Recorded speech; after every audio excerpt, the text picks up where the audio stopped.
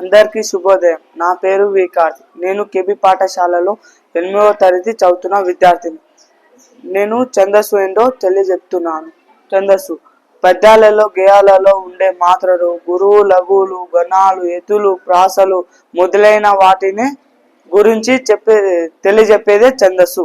ఛందస్సు 2 రకాలు: లఘువు, గురువు. లఘువు ఏకమాత్ర కాలంలో ఉచ్చరించే దీనికి లా అనే అక్షరంతో సూచిస్తారు. దీని గుర్తు నిలువు గీత. లఘువుని ఎట్లా సూచిస్తారో చూద్దాం. దీర్ఘ అక్షరాలు కానివి. ఉదాహరణ: ఆ, ఈ, ఏ, ఓ, క. దీర్ఘం లేని సంయుక్త అక్షరాలు. యుక్తాక్షరాలు: ఖ, చ, మ, ర, ల. దీర్ఘం లేని సంయుక్త అక్షరాలు: క్ష, క్ష, జ్ఞ, మ్న, చ, త్య.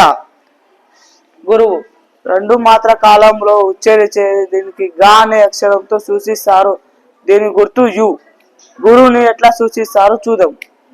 దీర్ఘ అక్షరాలు: ఆ, ఈ, ఏ, ఓ.